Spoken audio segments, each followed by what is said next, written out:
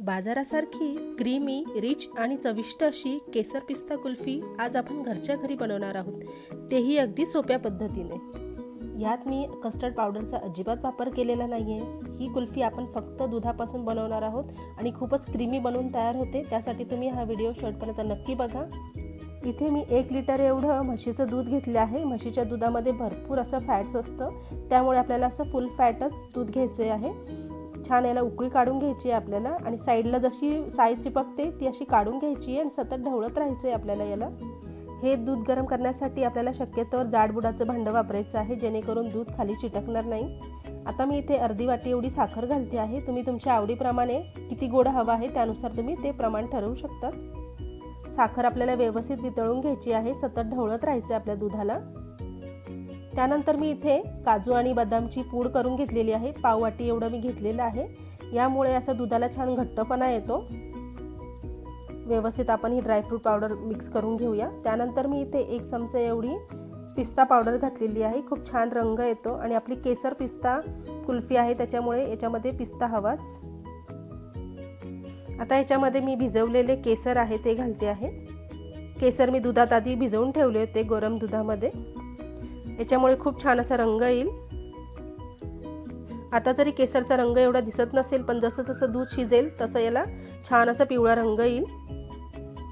आपल्याला हे दूध सतत ढवळत राहायचं आहे, जेणेकरून याला आपल्याला साय अजिबात येऊ द्यायची नाही आहे आणि जी साय अशी आजूबाजूला जमा होती ती अशी चमच्याच्या साहाय्याने काढून घ्यायची आहे। हे बघा, दूध किती छान असं आटलेलं आहे, रंगसुद्धा बदललेला आहे। बाजूला जी जमलेली साय आहे मी ती खरवडून काढते आहे चमच्याच्या साहाय्याने। यामुळेच आपली ही कुल्फी छान अशी दाणेदार आणि क्रीमी तयार होते। यात मी 1 चमचा एवढी वेलची पूडही घातलेली आहे। याने खूप छान असा सुगंध येतो आणि चव सुद्धा छान येते। अजून 5 मिनिटं आपण याला इथे व्यवस्थित असं शिजवून घेणार आहोत। हे बघा, इथे आपले हे मिश्रण अगदी तयार झालेलं आहे। आता हे मिश्रण आपल्याला पूर्णपणे थंड करून कुल्फी मोल्डमध्ये भरणार आहोत।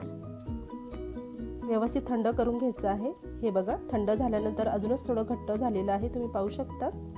आता मी ते कुल्फी मोल्ड घेतली आहे, सिलिकॉनचे घेतले आहे मी इथे, तुम्ही ॲल्युमिनियमचे पण वापरू शकता। आणि चमच्याच्या सहाय्याने मी इथे थोडं थोडं करून इथे मोल्डमध्ये भरते आहे।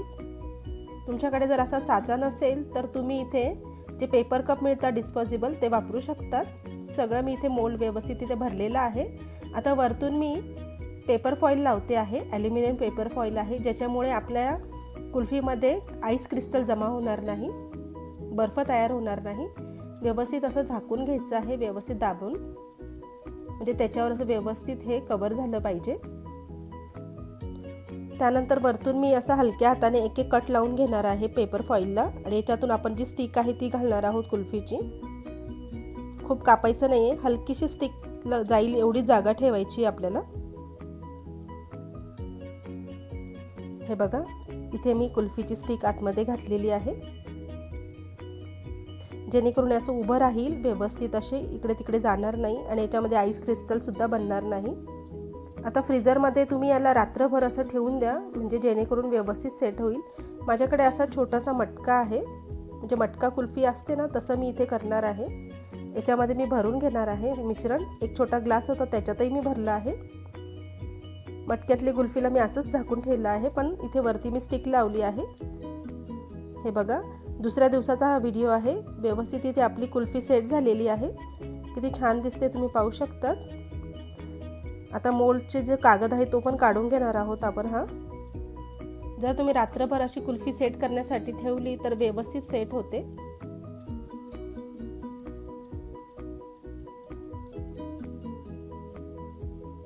सर्व बाजूने मी काढून घेतलेला आहे पेपर हा।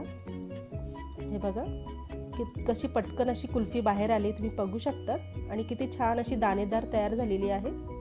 वरतून थोडं मी इथे पिस्त्याचे काप टाकते आहे। दाणेदार क्रीमी अशी आपली ही इथे केसर पिस्ता कुल्फी तयार झालेली आहे। खाण्यासाठी अगदी तयार आहे, खूपच दाणेदार बनून तयार झालेली आहे। कुठल्याही कस्टर्ड पावडरचा, मिल्क पावडरचा वापर न करता आपण ही कुल्फी इथे तयार केलेली आहे, तुम्ही पाहू शकता। तुम्ही अशा पद्धतीने ही कुल्फी तयार करून बघा आणि तुमच्या मुलांना करून घाला, बघा नक्कीच खुश होतील ते। तर तुम्हाला ही रेसिपी कशी वाटली आहे तुम्ही कमेंट करून नक्की सांगा. व्हिडिओला लाईक करा, शेअर करा. चॅनलवर नवीन असाल तर लगेचच सबस्क्राईब करा. पुन्हा एकदा भेटूया अशाच एका स्वादिष्ट रेसिपीसोबत. तोपर्यंत धन्यवाद.